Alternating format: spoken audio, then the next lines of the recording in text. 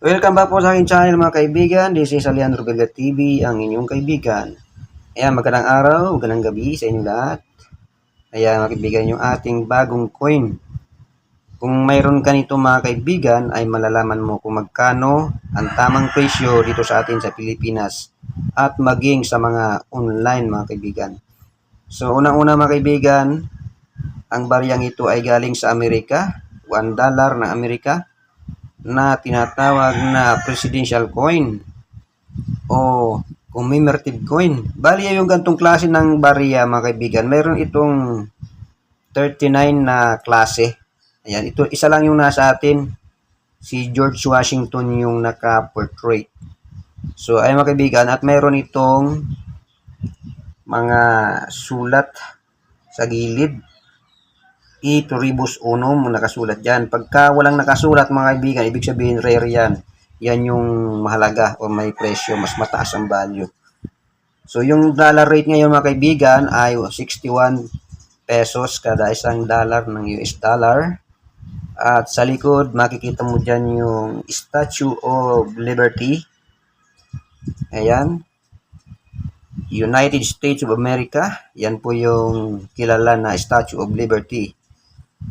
Yan mga kaibigan. So yung ganitong klaseng coin ay nagkakabigat ng 8.1 grams at gawa sa tatlong metal na copper clad, saka manganese, saka brass. Yan, pinaghalo po kaya makita nyo ay parang golden siya.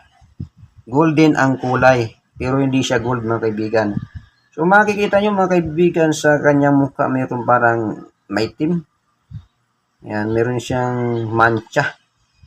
So, magkano nga ba ito mga kaibigan sa atin dito sa Pilipinas? Mga kaibigan, kung mayroon kang ganito, wag ka maniniwala sa mga vlog sa YouTube kasi marami dyan fake information. Makikita mo sa YouTube mga kaibigan, million ang halaga nito.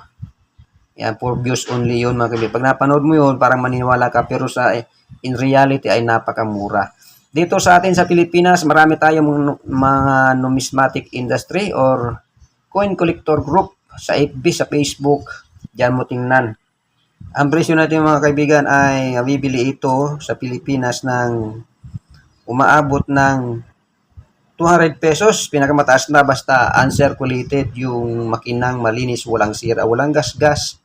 Yan. Meron ding iba ay namimili ay 100 isa.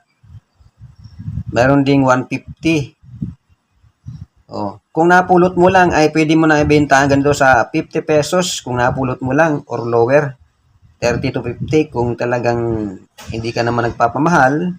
Mga kaibigan ay pwede na sa 50 pesos mga kaibigan. Pero alam nyo ba sa eBay mga kaibigan ay iba't iba ang presyo nitong ganitong klase ng barya. Ito ay nagkakalaga ng minsan ang iba ay naglalagay $20, $4. Hindi pare-pare yung presyo nito sa eBay mga kaibigan. Yung graded coin nito mga kaibigan, yung ganitong klaseng coin, ay umabot siya ng $50 to $300.